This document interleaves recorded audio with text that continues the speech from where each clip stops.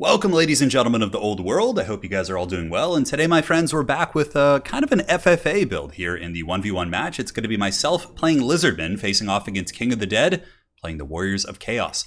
Now, you guys have probably seen all the FFAs we've done at the very end of my streams, right? We get on there, we play some fun builds, and this was a build I had been kind of using. So an FFA is one of my favorite strategies to do with Lizardmen, is you get any character with a net, right? So you get Mazda money, you get a net, and then from there you net down your high value target, and you use the engine of the gods to absolutely nuke that netted down target. And I was like, man, this is doing so well in the FFAs. I figure it can have some strength here in the 1v1 as well. So we're going to give it a try and see how it can work against a good player here.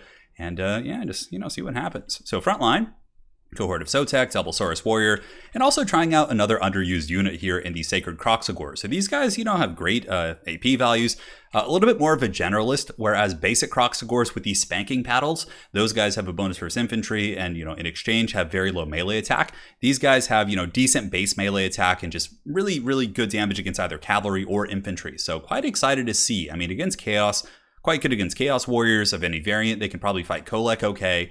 Could fend off Chaos Knights very easily with their armor. So I'm like, yeah, let's give them a try and see how they do.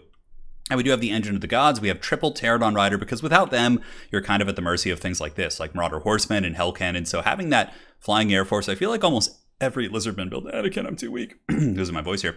I feel like every Lizardman build is basically going to have a couple Pterodons, at least one. It gives you such good battlefield control. And they do have 90 range, right? So they can actually outrange Marauder Horsemen. So with really careful micro, you can get super efficient trading there. That's pretty much it, I think. We got a couple of cohorts on the flanks, a Feral Stegodon because they're just very good, cost-effective monsters, and that is it. Now for King of the Dead, he's going to be coming in with Marauder Horsemen right here, 3 of them, and in the front line, he does with Chaos Warriors. No great weapons. Sometimes great weapons are brought here in this matchup to fight against like Temple Guard. There's kind of that old school style of play. Well, I guess it's old school now, but basically it's using Barona's Time Warp on like 2 or 3 Temple Guard against, against Chaos, and they can fight the monsters, they can fight the infantry, so bringing great weapons might be a little bit safer, but nonetheless, these guys do fine, especially against Saurus. Kolek Sun Eater here, Swords of Chaos, so obviously we're both memeing in some respect. The armies are pretty good aside from a couple meme units, but Swords of Chaos here, and Engine for myself, should be quite wild. I do like the Hell Cannon because though he doesn't have great armor piercing in every department of his army, he does have the Hell Cannon, Swords of Chaos, and Kolek, all of whom could hurt Temple Guard quite badly under the right circumstances with a little bit of support. So yeah, the Hell Cannon is really good.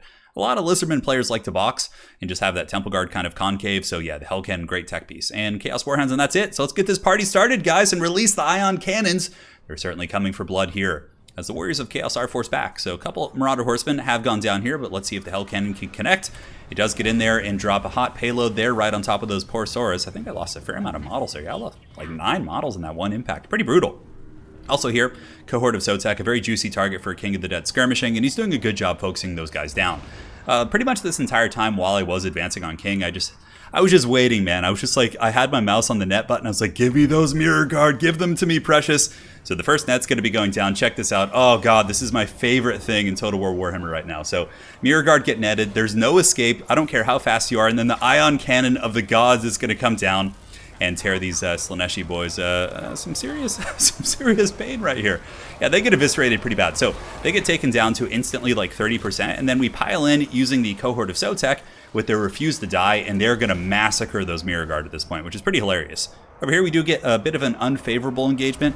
Kolek Sun Eater with Swords of Chaos and, a bunch of infantry is able to really lay some hurt on my Croxagores and Saurus, so I do use the Shield of the Old Ones to try and mitigate some of that damage. On this flank, it's going relatively well. Boxagores are absolutely smashing these Chaos Warriors. You can see those big old fantasy power fists certainly doing some very good work, especially with the Engine of the Gods nearby, giving the portent of warding. It does give a nearby ward save to all units, which is really cool. A lot of people don't actually know that, but the Engine of the Gods does give a ward save aura.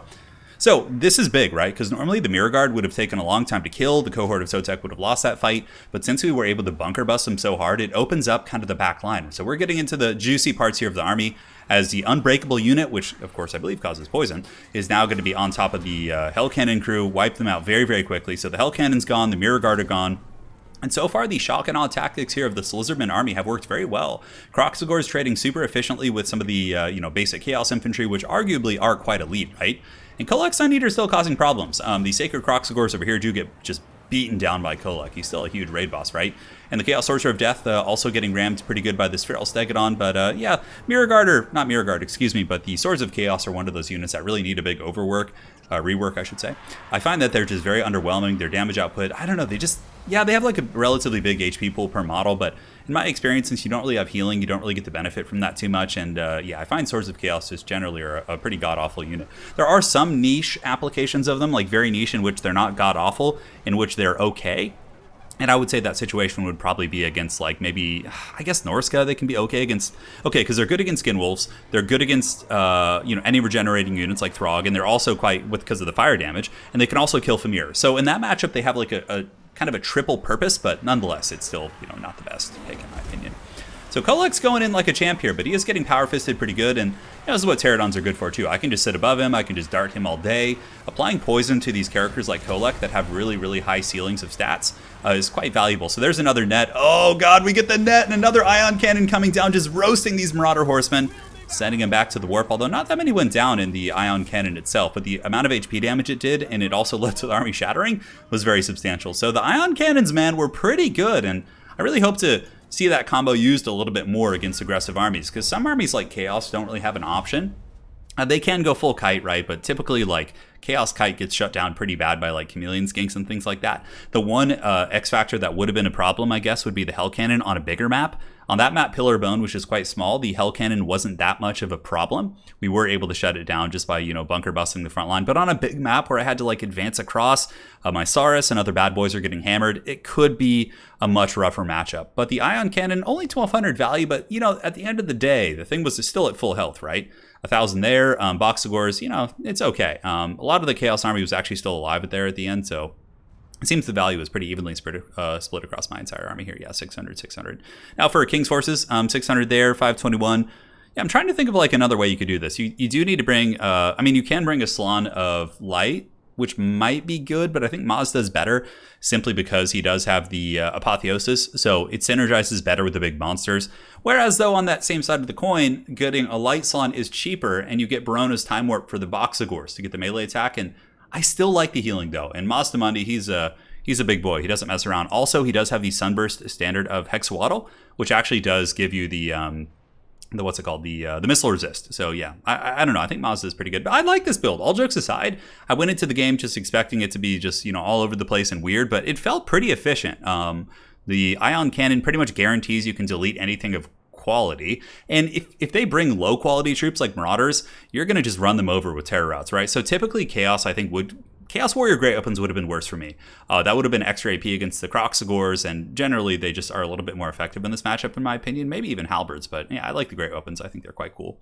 But yeah, it was fun. Well played, Kink. We played a handful of games, so this is one. There will be more replays coming soon. And let's go ahead and take a look at the build with a Light Salon. Just do a little bit of theory crafting here. All right, so we're in the custom battle.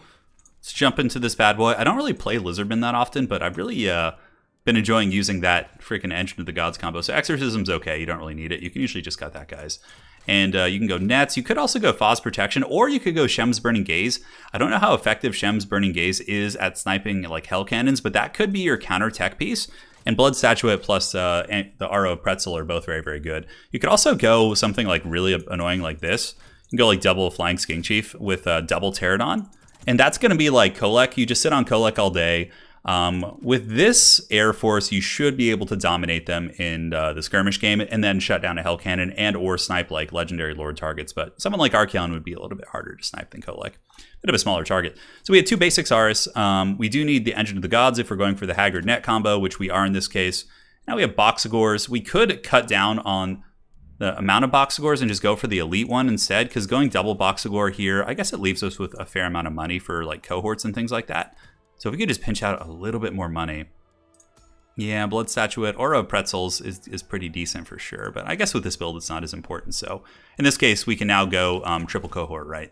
So that build feels pretty good. It feels really annoying for sure. You have plenty of AP with the Sacred Croxagors. We do miss the other Stegodon. We're basically trading the two Skink Chiefs there, which is really good for sniping Chaos Casters too. Another concern for this build would be facing Warp Chicken, but I feel like Warp Chicken isn't super common against lizards. Yeah, he would be really annoying to deal with. Like, obviously if you have like a Feral Stegodon or something that can go after him, that's nice. But in this case, I guess, yeah, Like, a lot of your damage is coming in from poke. But I don't know. Let me know what you guys think. For anyone out there who is a Lizardman main with a little bit of tournament experience, I'd love to hear your opinions on this style of play. Not necessarily this build, but the style. All right, guys. Thanks again for watching. Hopefully you enjoyed, and we will see you on the other side. Take care.